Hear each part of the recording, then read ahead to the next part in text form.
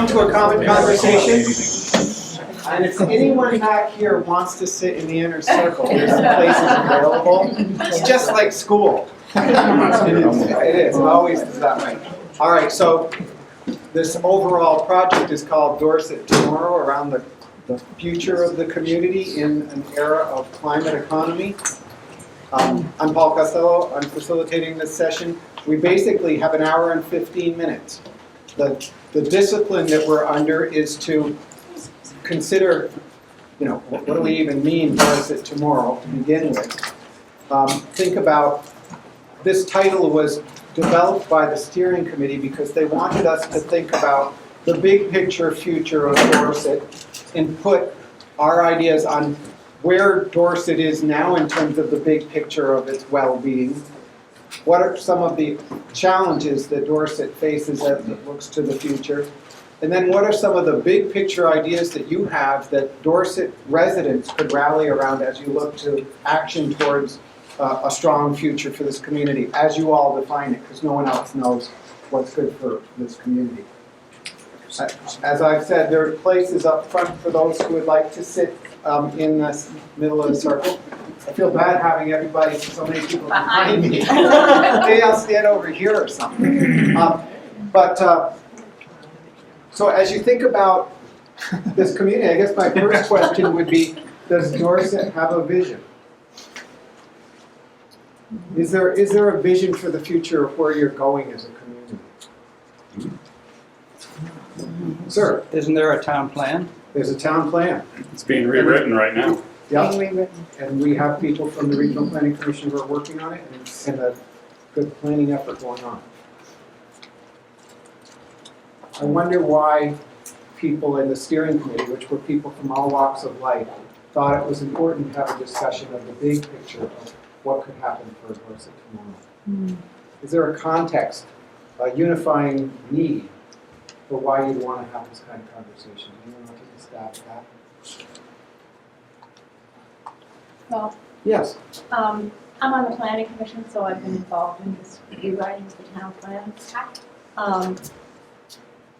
You mentioned downstairs that Dorset itself is such a special place. It's a blessing and a curse, I think. A lot of people do not want to see change in a major way in town. Understandably so. It's a charming village, and nobody wants to see that destroyed or change. So working around that, it presents a lot of challenge. So I think that's one of the things we're wrestling with in the town plan, and then subsequent to that in our bylaws. Okay. So that's a good stage setting for starting this conversation. Who else has something to add about the way the town looks at the future? Yes, sir. What I miss from my youth, which is probably not fair, drag you all back. All those days. All those days. Yeah.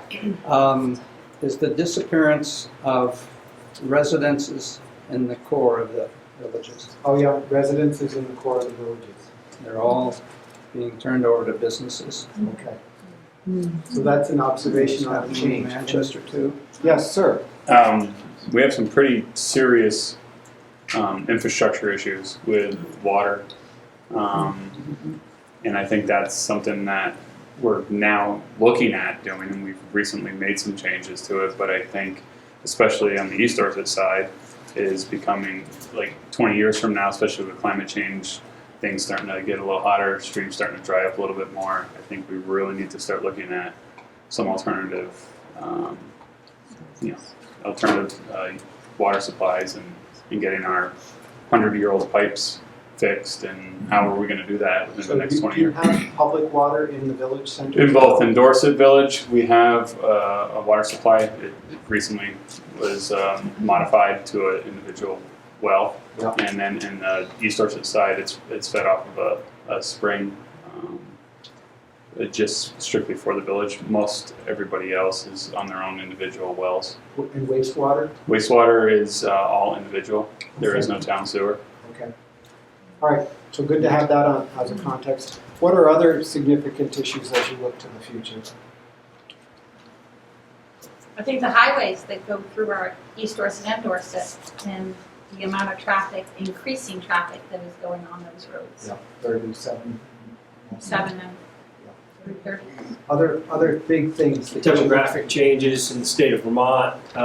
We need young families for a lot of reasons. Young families need places to live. We need young families in this school. Yeah, We have 20 kindergarten children coming to school this year. 2 years ago, there were 7. So it fluctuates a lot, obviously. yeah, we were in Greensboro last week. Similar community in terms of some of the population dynamic. They're down to 5 kids coming into the kindergarten. They're very frightened for the future of their school. Okay, are there other issues that are part of the vision or setting of that vision? And not all challenges, there may be positive things, sir. Low-cost housing? There is none? No, I would just say more. Well, that it's a need. I think so.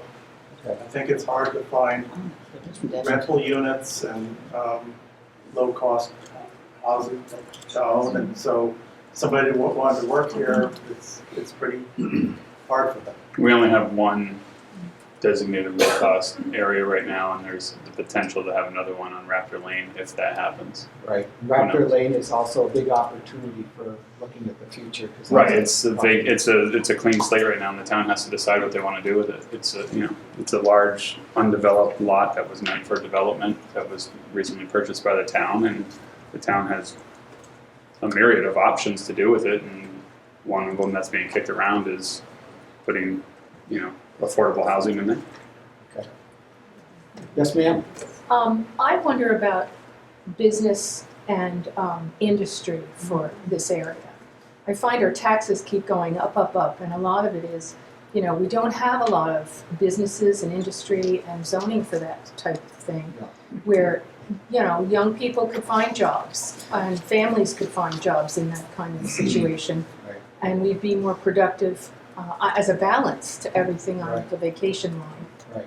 And that balance is connected to what a person suggested about the planning and zoning, that having a balance that allows appropriate economic development that fits within your communities. Like where is that and what does that look like? Other things that you'd want to mention maybe as assets as well. Are there strong things that you have to be proud of as you look to the future as a community? Things that you think are foundations of your strength into the future? The horse show by far is one of our biggest strengths. That have that as an asset for the town. The BB farm is just something that should always be first and foremost protected by anything with the town plan or any of our bylaws. They should be considering that as the economic hub of our town. Okay, thank you, sir.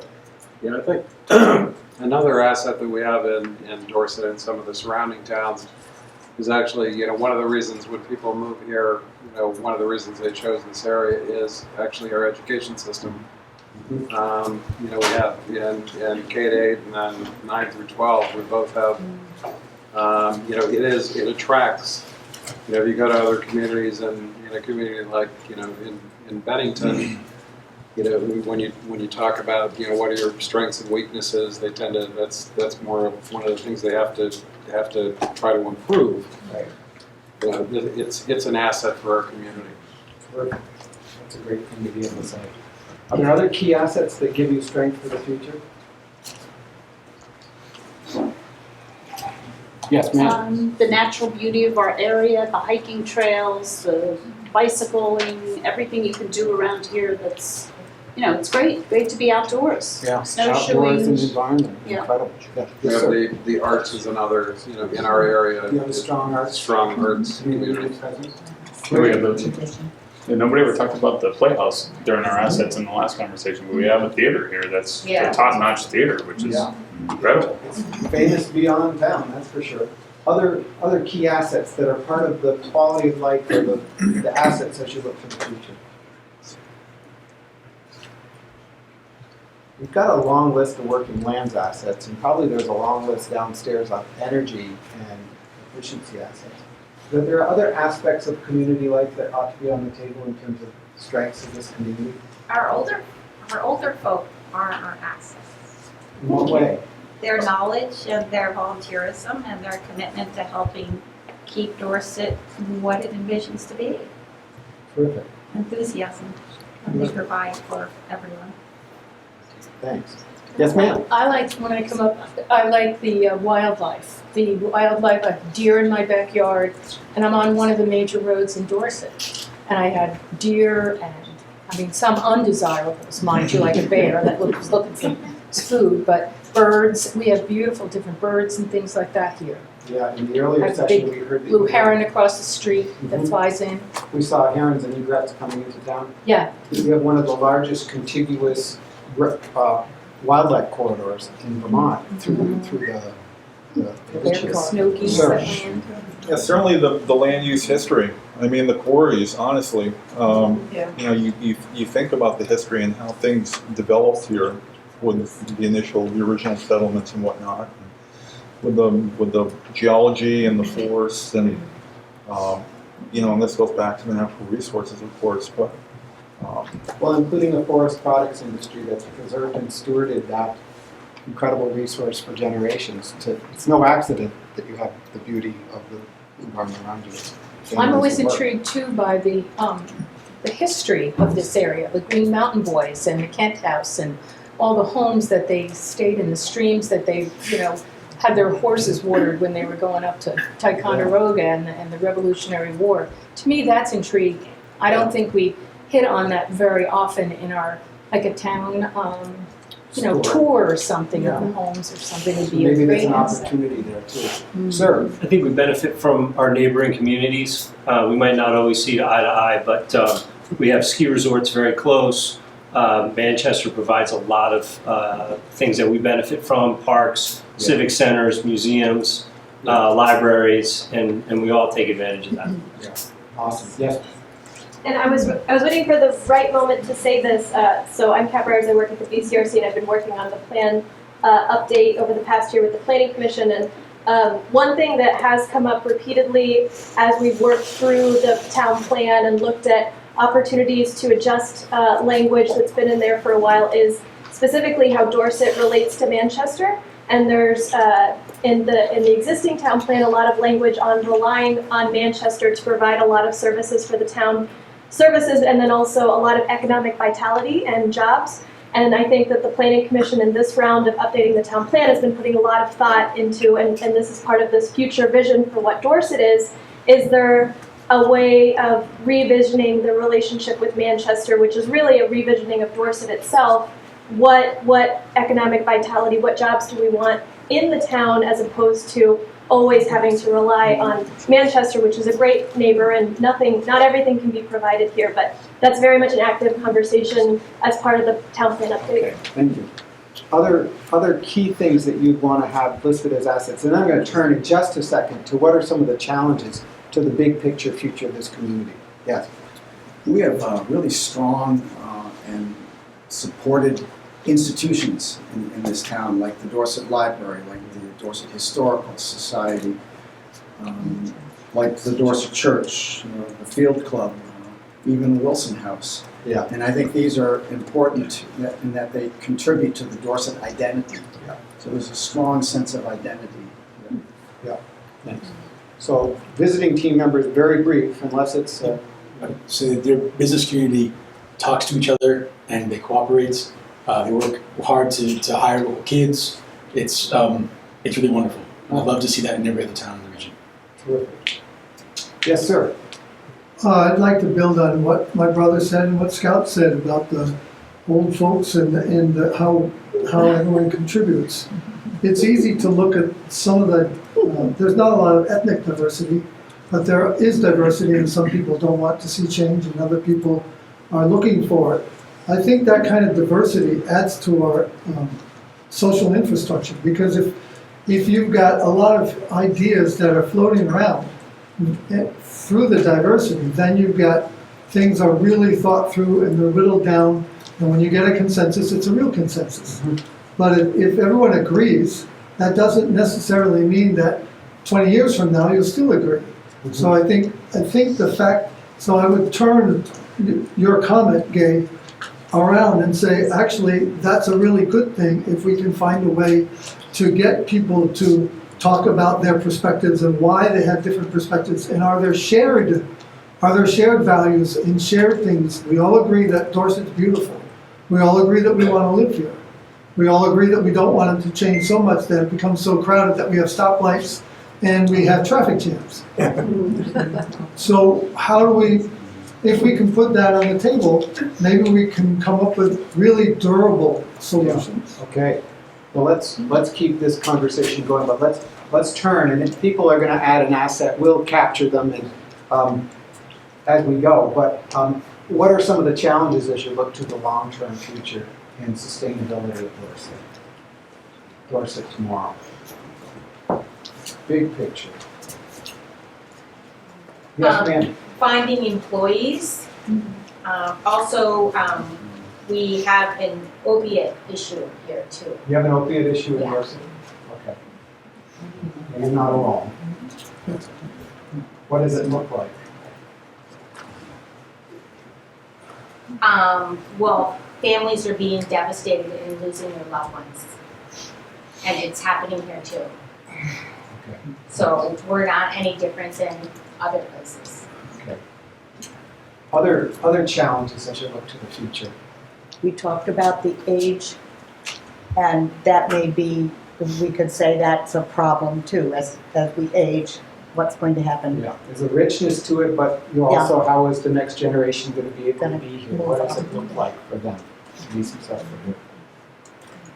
And someone else mentioned the demographics that are statewide that are impacting every community, like Dorset. Here. Are there other issues in terms of the future of the economy or well-being? Yes, sir. I think one of the biggest challenges for Dorset is also a challenge for Vermont, and it goes off to what Henry was talking about, and Dave, is that most of us are here because of the natural environment.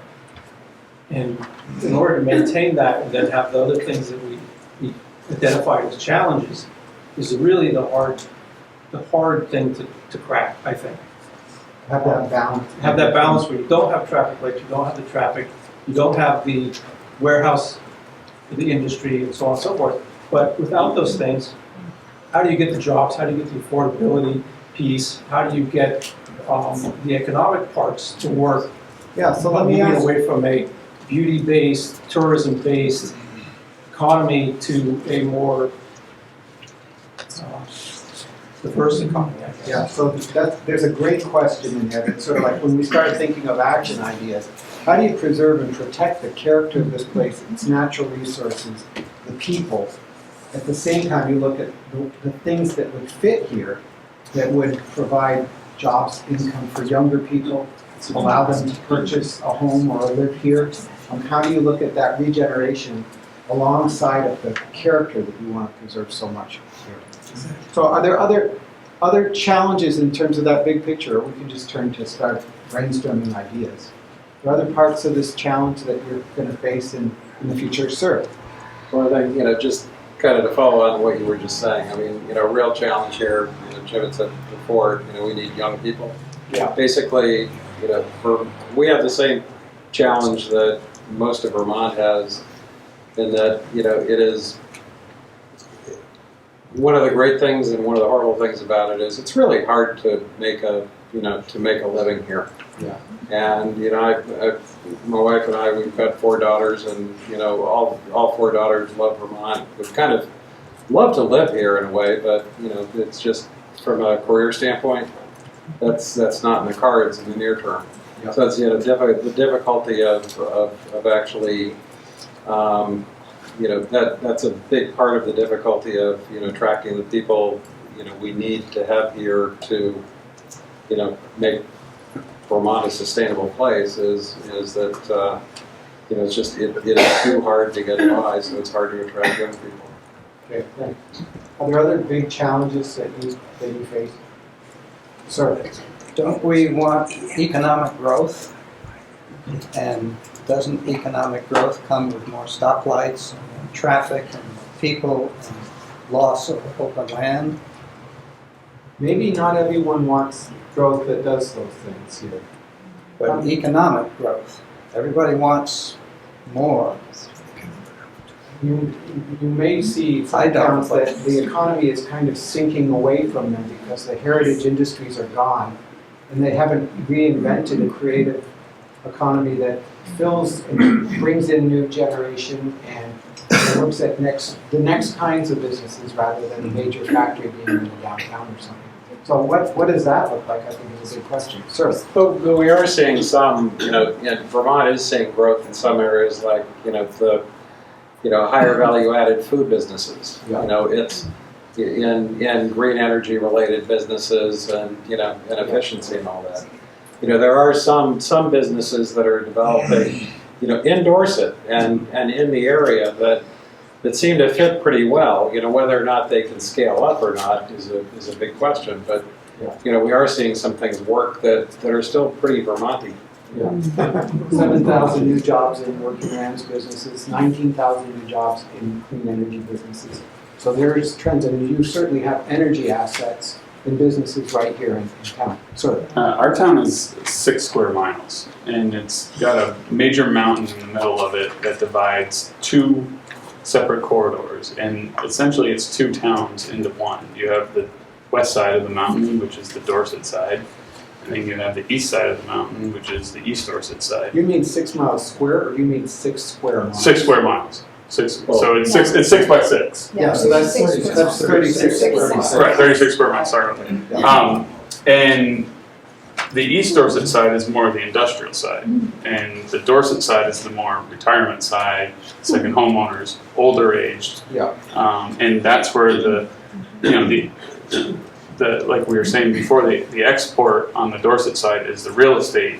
On the East Dorset side, it's the industrial side with the larger buildings and the industrial park and everything else that's going over there. So it's hard.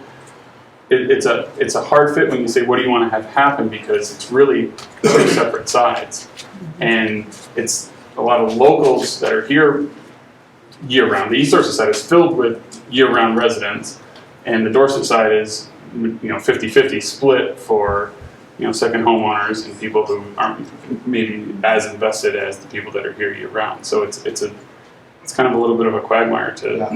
You're not the only town with that quagmire. We may have reflections at the end about that. Sir? We also have a lot of remote workers, people who work out of their homes and actually have strong businesses and generate what I think is really important, which is cash flow from out of state. Yeah. And I think there's a lot more of that than anybody really realizes, because they're kind of hidden. Yeah. Okay, great. So that's on the asset side. Yes. And are there other challenges that ought to be listed in terms of things that are going to challenge a strong, vital Dorset into the future? Cell coverage. Yeah. She's got the floor first. Infrastructure. Infrastructure. Okay, so we heard about water, sewer, and then cell. Well, we have a cell tower, but it's not. Yeah, one cell tower. Well, we have 2. We have one on the East Dorset side, and we have one on the Dorset side, but the Dorset side is not worthless. Yeah, okay. High-speed internet is very spotty. High-speed internet is another system that is underdeveloped. Okay. Are there other key long-term challenges? Volunteer firefighters. Volunteer firefighters? It's hard to get volunteers? Well, all of our firefighters are from another town.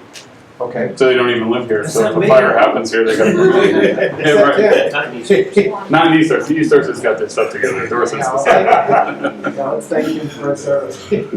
No, but that's it's not just firefighters. It's I'm on North Shore Rescue Squad board. Trying to get EMTs in the state has become really hard. Okay. So those are challenges in terms of public safety. Are there other things that ought to be on the table as you think about the goal of renewing Dorset for the next generation? I think communications among us all. Just, I think Doug Beebe said, Doug Zecker said about having a website where we all, that's a solution, but, I really like to hear about everybody. And I don't know enough about everybody. Front porch forum here? Do people? We do have front porch forum. You have that.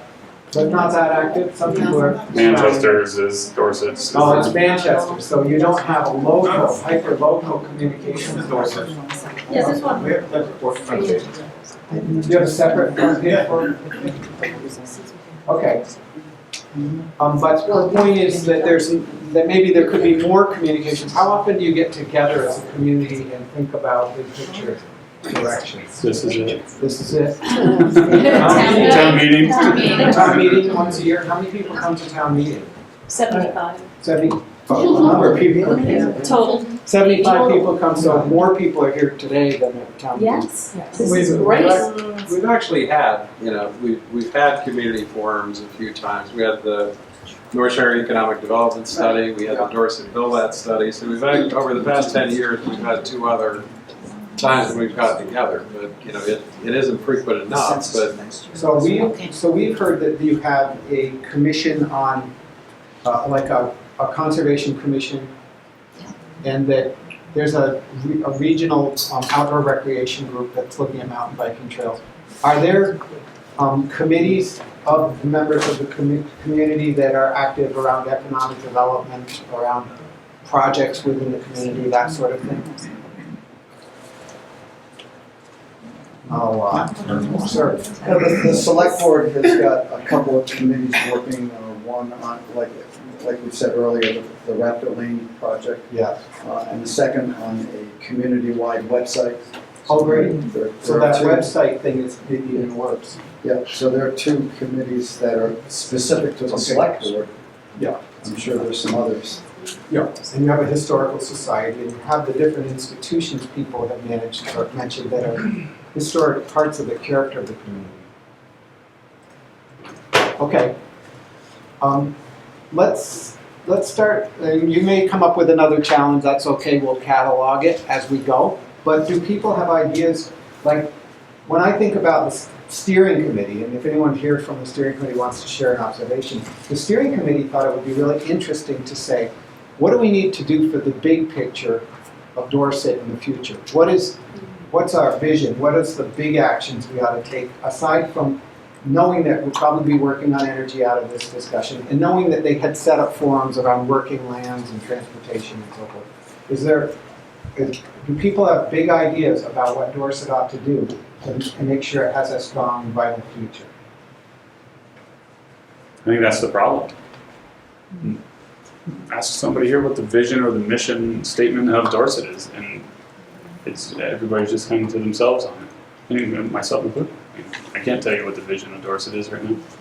I can tell you what the vision of my property is and the quarry, but other than that, I can't tell you anything else. Is that true? That there's no inherent vision? We often see that people actually share a lot of points of vision, but they're unsaid. Like they're not written down someplace. But you have a vision in your regional, in your town plan? Well, we're working on it, but it's all, to me, it's almost like a chicken and egg thing. We're talking about jobs for young people and housing. You're not going to be able to come here and buy a house if you don't have a job. And the jobs right now don't seem to be here. So that kind of puts the kibosh on young families. And it seems to me anyway. I mean, Yes, there are some young families, certainly, but. I folks agree. may- yes. I agree with Gay. Yeah. Big picture, if you put low-income housing up on Raptor Lane, they'd all go work in Manchester. They wouldn't be working in Right, Dorset. there's nothing There isn't anything here for them to work. Right. That doesn't mean that they wouldn't live here and have the kids go to Consider school. that part of this challenge is that there's that chicken and egg idea that you can build affordable housing, but would that benefit the community, or would people be working outside the community? Yeah. And then you could be building jobs, but people can't afford to live here to do those jobs potentially. It would benefit the school, Yeah, but that's, But I guess, paralysis isn't necessarily the answer to the long-term future either, that you have these contradictions, we have contradictions. Well, I challenge you to say, well, what's the action you might take? Yes. I'm going to start by saying I don't think we should use the word affordable housing or low-income housing. I think we should just say we need housing that's available for families and everyone. and stop labeling it so much, I think might be a good beginning. Okay. And do you think that you need more of that housing in this town? I do. I think we need, I think livable wage jobs are lacking in this area. You know, we're talking about jobs. Let's be honest. They need to be livable wages that people can have dignity and go to work and live here and become part of our community in the future. Is there anyone working on that? Not that I hear. Maybe I'm missing it. I would love to hear it. I think it would be a strong group We have to that watch could out. come We have to together watch and out. not make labels. Yeah, someone may point you chair of one of these things or something. Yeah. Danger. Yes, It sir. gets me in trouble a lot. I have a small shop in an industrial park. We make small wind turbines. And, where we have a business plan to hire 50 people a shift. 15? 50. 50. Once we get going. And I talk to the others in my industrial park. And we're all concerned about one thing. We're going to be stealing each other's workers. Is that industrial park in Dorset? Yes. Yeah. It's in Dorset? We don't have the East main Dorset. problem with the people I have now, and I've always had, is that there is no place for them to live for the incomes that they're making. So let's consider that part of a challenge statement. And, you know, So anyone, I'm looking at importing people, or people traveling from Bennington or Rutland or New York, and it's a problem. yeah, okay, thanks. Other ideas towards action as you think about the big picture challenges for Dorset in the future? Sir? I think the committees that are making some of the decisions are heavily weighted as Dorset residents as opposed to East Dorset residents. So Dorset residents are making plans for East Dorset more than East Dorset is making plans for Dorset. And, You know, we had some of this conversation at the steering committee, and I think that part of the reason people were talking about Dorset Tomorrow is that they were kind of think about the whole and how the two, because this kind of comes back to that contradiction that a couple people brought up. Are there ways for the talents and means and leadership of the two sides of towns to work together on some of these issues in a way that gives more power than one side or the other working? One side doesn't care about it, in my opinion. I feel like there's a battle, a socioeconomic battle between the two sides. You got a second homeowner retirement community that really doesn't have roots here. They eco-tourist here for the later part of their lives, and then you have the people that are on the other side, the industrial side, that are here living, and you know they're the worker bees. They're the ones that are sending their kids to the schools. They're the ones that are finding the jobs around here, and they're not really concerned about the McMansions over in the Hollow. It's kind of a socioeconomic battle between people, and that's what makes it so rough. Like when you say what's the future of Dorset, that's fine, but it's two separate Dorsets that need to vote together and work together, and that's the hard part. Yeah, and they should be together. Right. Well, I mean, we even have two separate fire departments. We have two separate water companies. You know? They don't play well together. But they don't. Yeah, okay, so I want to make sure that we're speaking in turn and that everyone gets a chance to respond and put their ideas on the table. You kind of said, but they should. So let's go from that. Did anyone have any other action statements or thoughts about what could be done about this kind of problem? Sir? One thing to consider is use your resource. You have two socioeconomic groups, perhaps that's true anywhere. What are the things that are common to everything? We talk about the beauty, the scenery, the schools. Another big thing I don't hear much about is energy, making your own energy. How does Dorset pool your resources together to take advantage of what's becoming the big challenge of this century? How to make your own energy. It's going to become more and more important. It's going to go up in costs, and not to mention, the climate change crisis. But just as a way of stimulating your own local economy. Vermonters should learn how to group together and make your own energy. Okay. So let's take that to Dorset. Yes, ma'am. So one of my ideas is many communities across the country are training businesses to hire employees that are in recovery. So they go through a process and then they are open to saying, I am interested and willing to not only hire but support somebody in recovery. And I think it could really help to address some of the employee needs, but also support people who need help and need jobs. Okay. So lots of communities are doing it. All right. Thank you. Other things that Dorset could do next? Something that is ongoing and the culmination I think will be very important is the planning and then the zoning that goes with it. What do you think should happen with the zoning in the community? Like, do you have a sense of what is working and what's not working in zoning now? Well. That's a whole You're touching a nerve there. I do, but I'm actually. Okay. You know, we're all friends here, even if we disagree. And we're trying to build a bit of a story with ideas on the table that people can choose from next month in terms of. Well, one of the things I think we'll have to consider is playing on the density of the two population centers and not plopping too many more big 2-acre lots out there, but oh, I see. Trying so to looking at concentrating. trying to increase the density slightly, and then preserving the open land. Okay, so there's an idea. Other ideas that ought to be on the table as you think about the future of the economy, the future of the next generation here. Yes, ma'am. You have another one.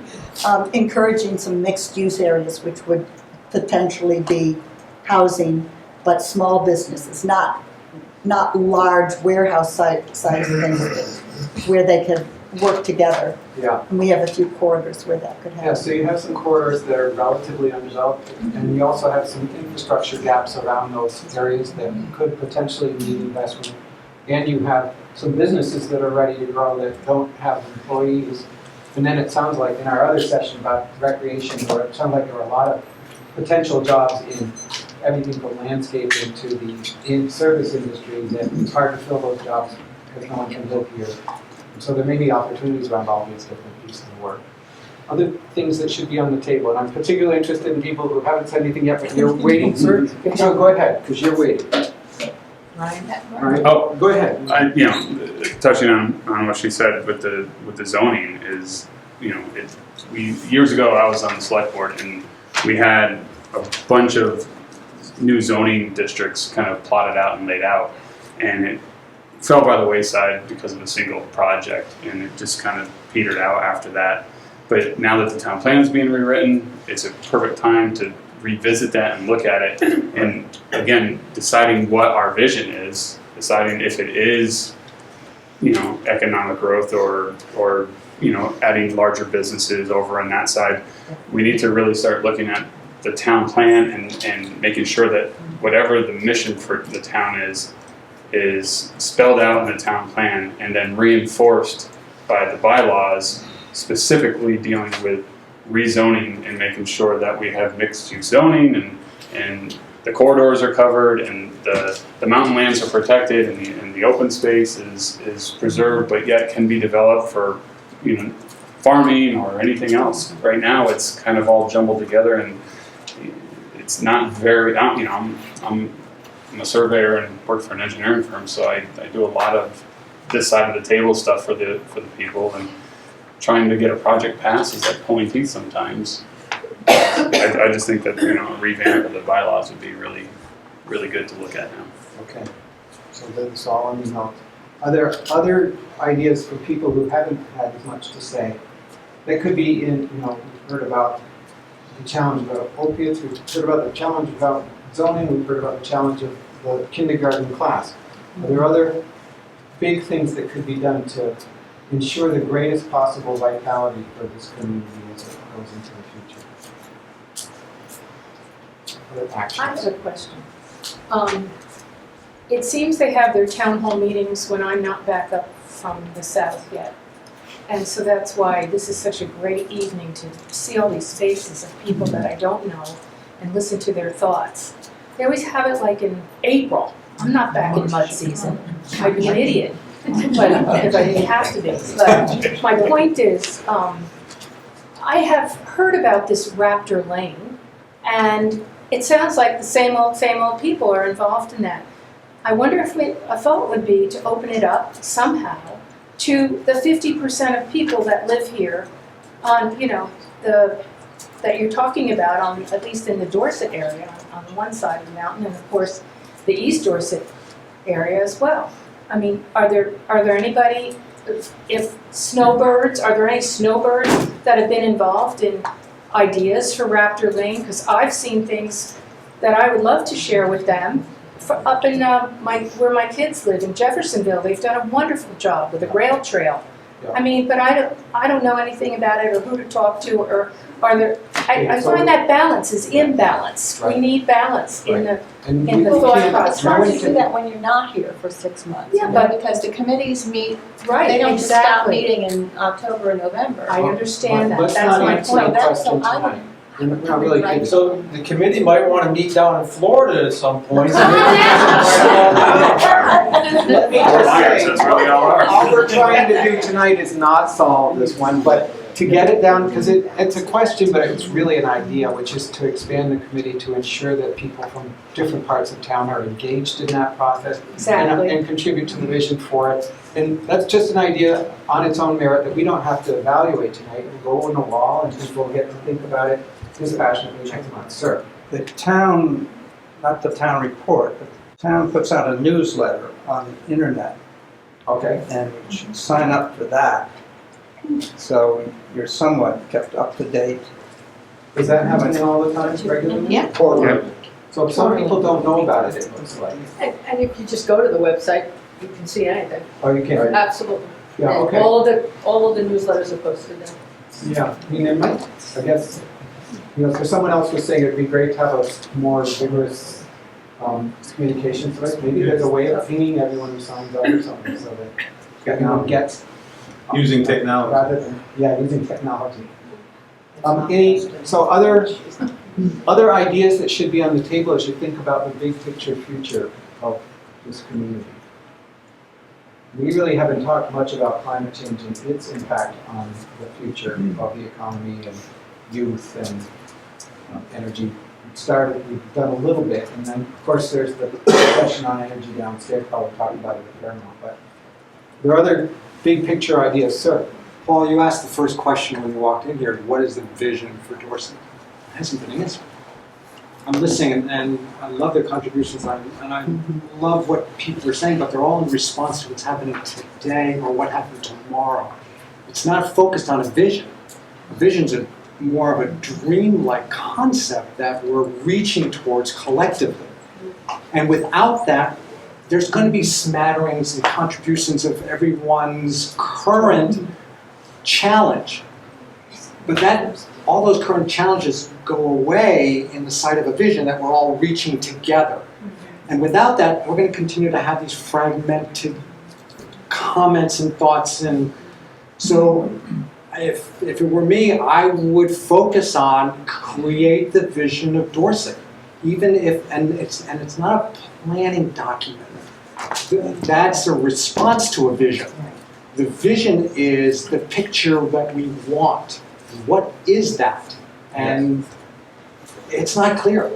And without that clarity, we're going to continue to not want to mention something or not. It becomes less than what. Yeah.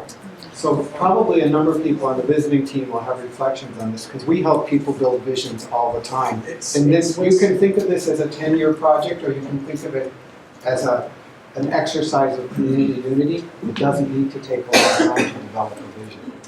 And there's probably 20 points of vision that if you lay them out right now in this room, most people would agree on them. So it's really finding what you agree about when you look at the big picture of the future. And usually that's inspiring. So we'll come back to this, but it's an idea on the table. Yes, sir. You have all of our email addresses. We're going to be in touch with all of you.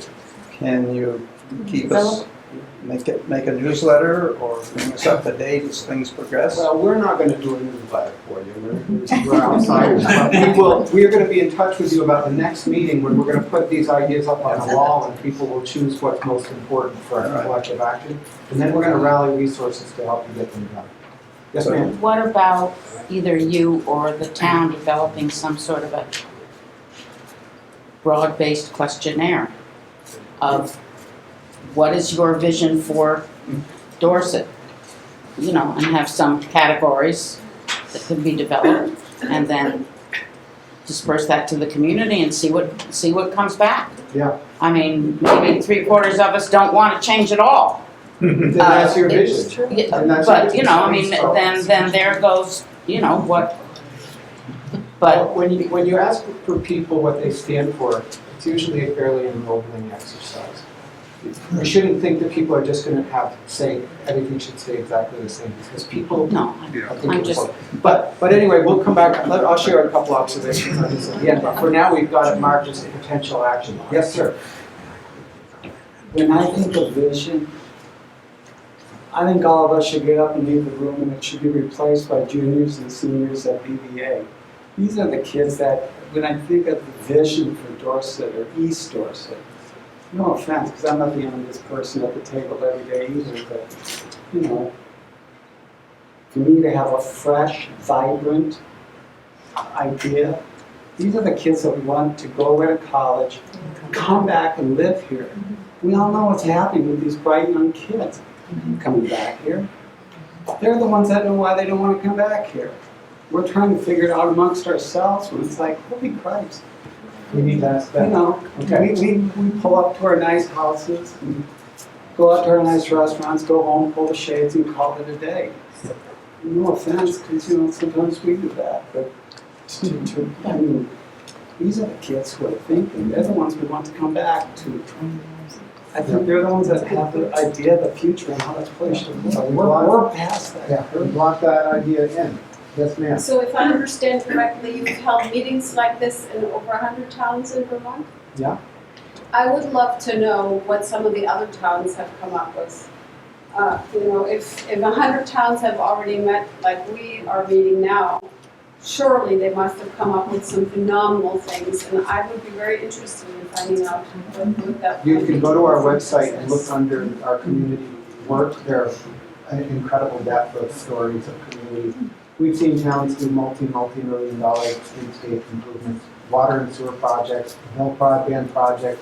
We've seen people do things beyond what they thought was possible for them. Build daycare centers, build arts councils, build ag networks. Any idea you can come up with, when the collective power of the community is behind it, you can get it done in your town. It's all a question of willpower, energy, direction, and unity. And that can be there anywhere. So. And that would be great if we took a look at that, and maybe we could, you know, come up with some ideas.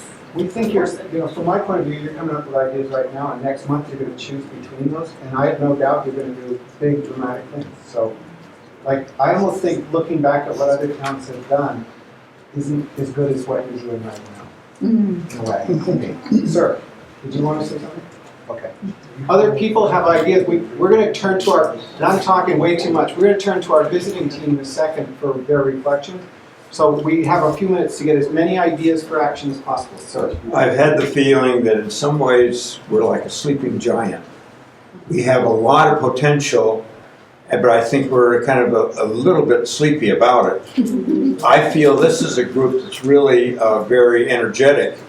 And I know a number of the people here, I don't know a lot of others, but I see what you're doing, Brian, with the that fantastic input. You had to have a vision to say there could be a parking lot at the Dorset Quarry. And from seeing a mountain of dirt to see that happening, what part of my vision would be to see something of the beauty and commitment to climate change or commitment to energy resourcing that I feel we have a lot of potential about. I'd like to see that a big part of the future. Thank you. Sir? This is a very specific thing, but I like the community-based stores we have. H&M Williams is one that I really love. The Dorset Union Store is another one. And not to divide the towns again, but I will in this case. East Dorset General Store is nothing like those two stores. It's a corporate run store, and I would love to see that kind of change hands and turn into a community-based store. Like it used to be. Like it used to be, exactly. I grew up with that until I was like 5, and then that disappeared. But that, just building those little community hubs where we can meet, and because I go to the H.M. Williams store and I meet people that I know and I talk with them and I get my breakfast sandwich and I go on with my day. And that's something that we don't have as much as I think we should have. Okay, thanks for that observation. Sir? I come in as a newcomer. I just moved to Dorset last month. I moved 5 miles from Manchester. Welcome. And thank you. And having admired Dorset for the 36 plus years I've been living in the area, when you talk about vision, you don't have to reinvent the wheel. Dorset has so many great things going for it.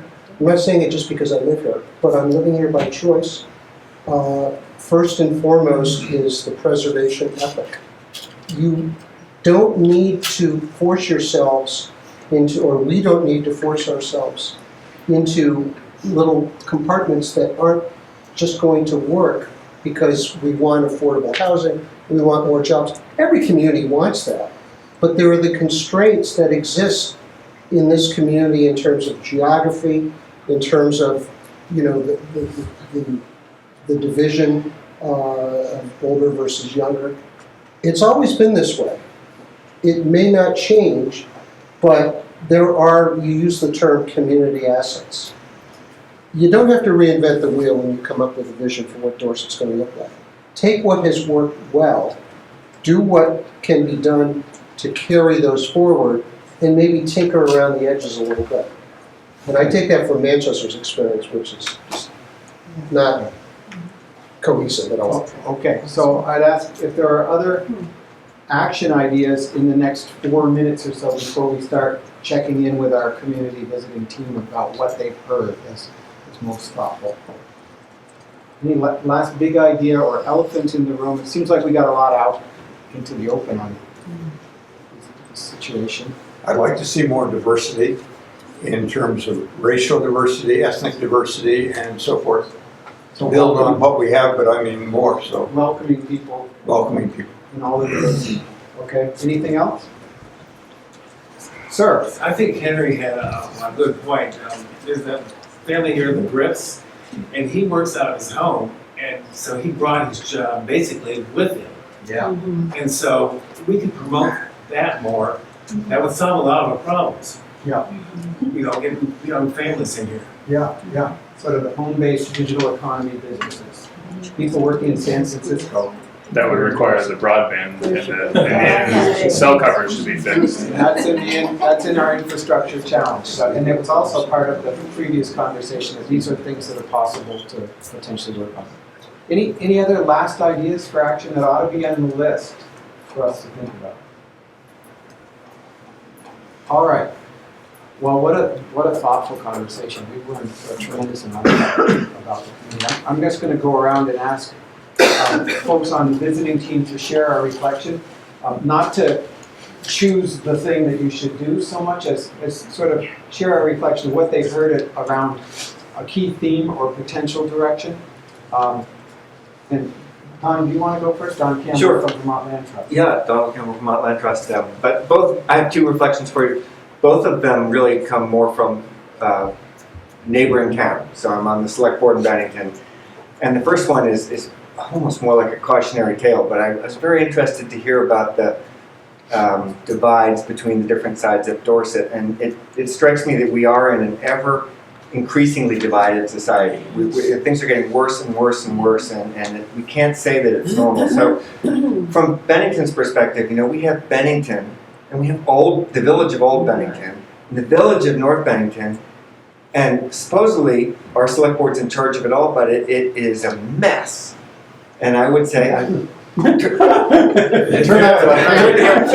would say it's very difficult to govern, and the more you can keep it together, the more you can keep doing what you're doing, and keep talking, and reduce the divides, and try to find ways to connect, I really think the stronger Dorset will be. So that's my one thought. And the other is that, although I'm on the select board now, my real love was being on the planning commission for many, many years. I loved the planning commission.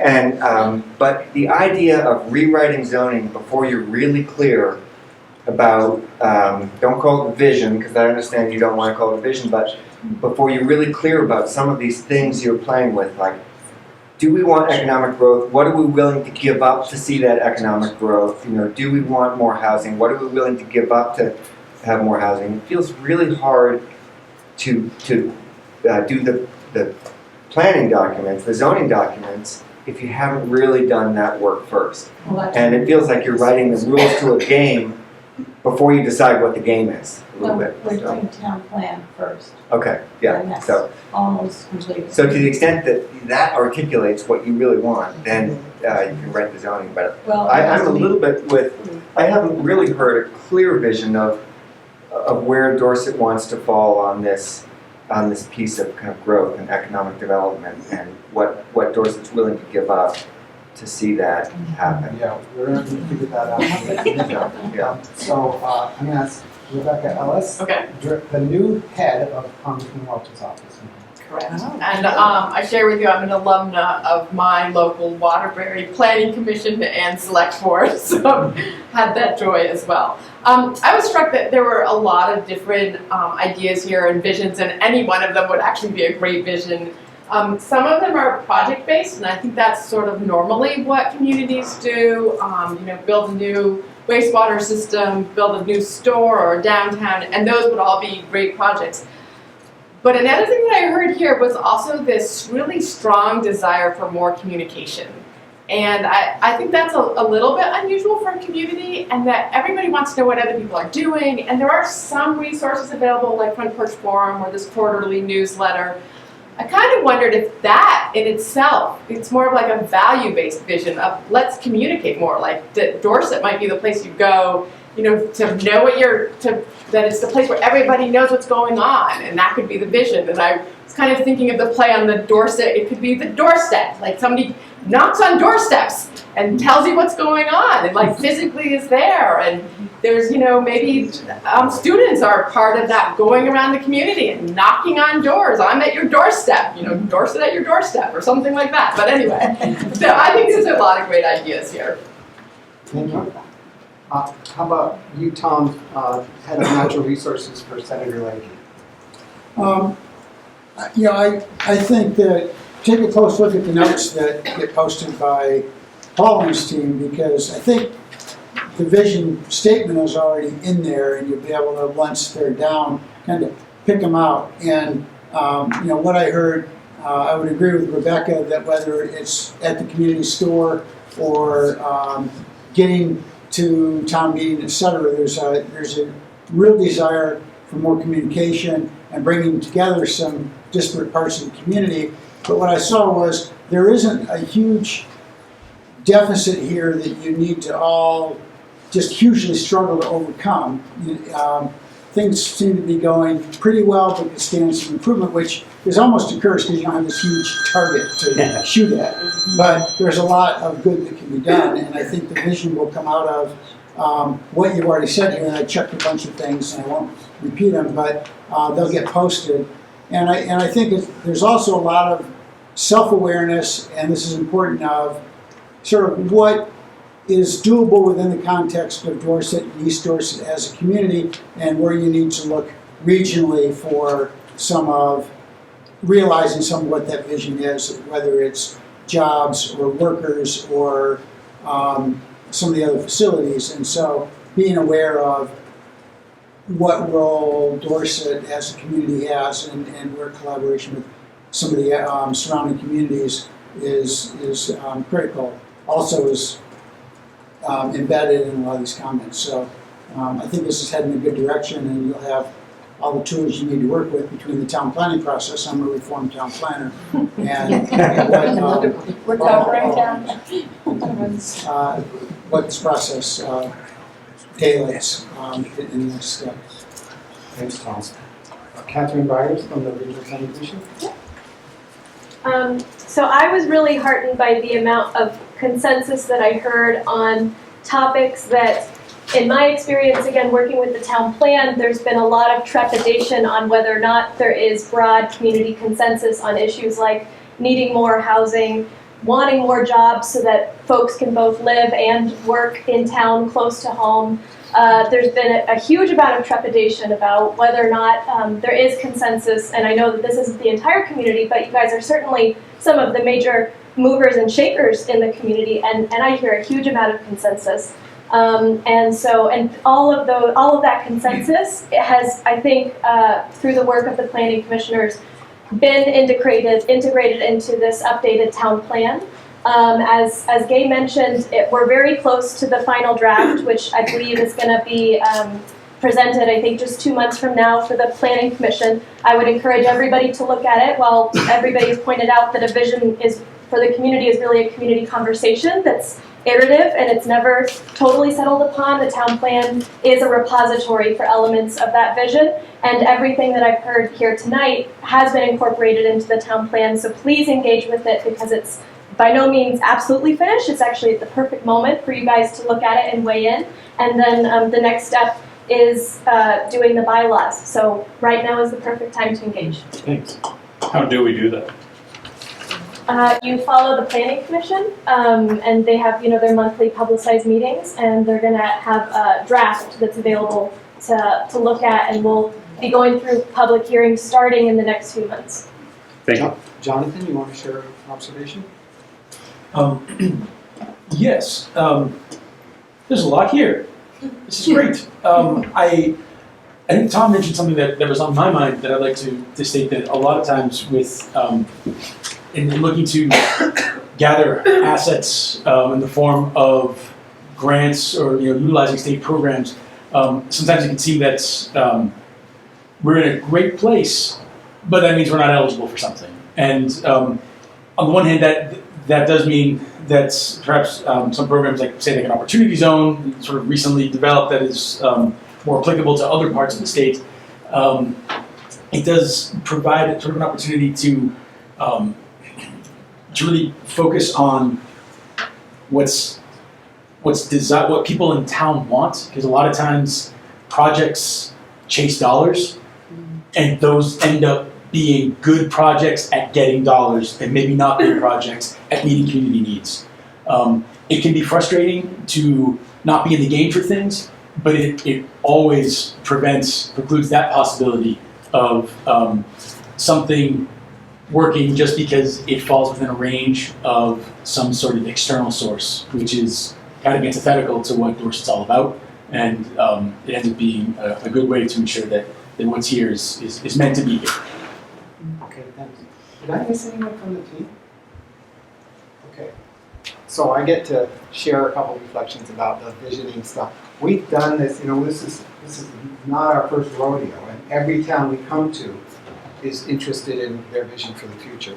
When we did this with the town of Woodstock, there's a town with a sense of heritage too, right? Different, built environment, downtown, dedicated families, a lot of people with significant resources. There are $93 million homes in Woodstock. Okay? So it's a serious concentration of wealth, but there's all kinds of people living in that town.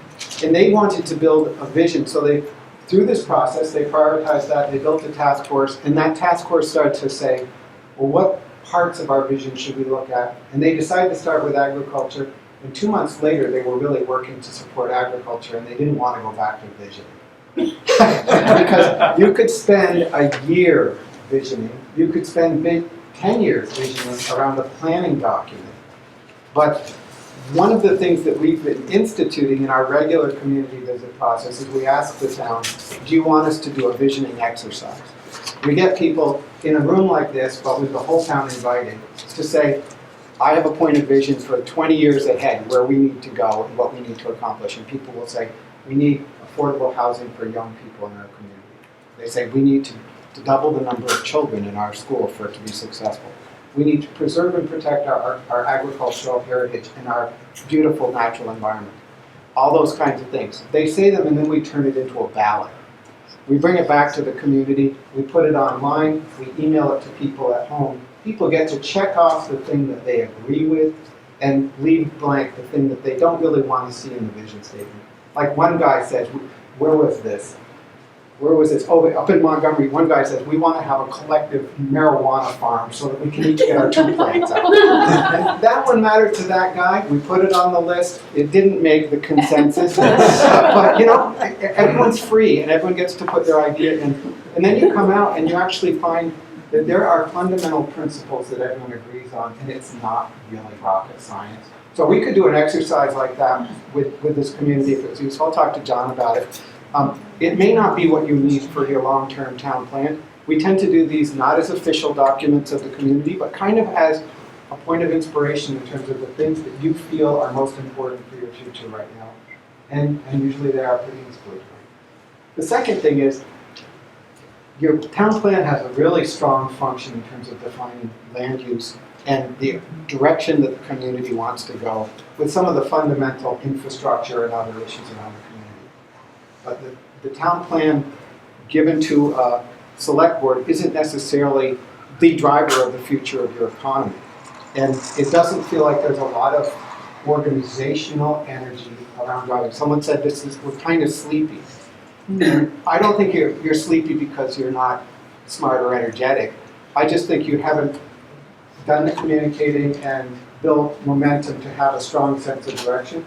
We see a lot of towns go through a process like this where they come out with the 2 or 3 things. You can't go through and say, we're gonna build water and sewer in both villages, we're gonna build an affordable housing project, we're gonna develop 20 new businesses in our community, we're gonna do this, this, this, and this, and expect to get them done. It's all about choosing and putting leveraged action into the thing that comes first and is most powerful in leveraging the others. This process is going to give you an opportunity to do that, and we see people making really wise choices. We don't second guess, but we see a lot of wisdom, and we see towns that transform themselves every day. People worry about Vermont being in the doldrums and that we're losing youth, we don't have an economic future, all this stuff. Well, places like this, people like you standing up for your community are completely the opposite of that. And we are making momentum town to town throughout the state all the time. And that's part of the story of Vermont just as much as the fact that we're rural, so we don't have as many young people as the Bronx or Cambridge, Massachusetts. So sorry for speech making. The other thing is this visioning thing. You know, we've done this in Burke, where on one side of Burke, you have a derelict town center, worse than anything you've got, with no water or sewer, and stagecoach era buildings that are crumbling, and nobody can go to the bank for those buildings, because no bank can loan to someone who doesn't have a sewer system for a building like that. These were stagecoach inns. They're beautiful bones. They're dead. And so what happens around them? You concentrate poverty, you concentrate social ills and challenges. And there's no economic momentum. The other side of town, Kingdom Trails, the most dynamic trail system in New England, attracting sometimes thousands, sometimes almost tens of thousands on a weekend of young people, lycra-clad Montrealers, having a blast. There's a tension between those 2 sides of towns, right? In Burke, they named their process One Burke. And they said, the people who are making money, the progressive, great stuff that's going on in East Burke, we're not going to just dictate that down to West Burke. We're going to share resources. We're going to build infrastructure where we need it in West Burke. And in East Burke, we're going to rationalize the road. We're going to make sure the trails are safe. We're going to put in a crossing marks and a stoplight if necessary, so that we can rationalize and build public safety and infrastructure on the other side. And so there's no one answer. It's sort of like if you asked people on the side of town that some people think maybe don't care so much, maybe they would be willing to put their commitment to a common vision and platform for the future. We see it happen all the time. So it's an honor to be part of this conversation. We'll see where it goes, but you're going to have choices next month. I think he said the 15th And look forward to seeing most of you there, and bring your friends, bring your children. Double vote. Any last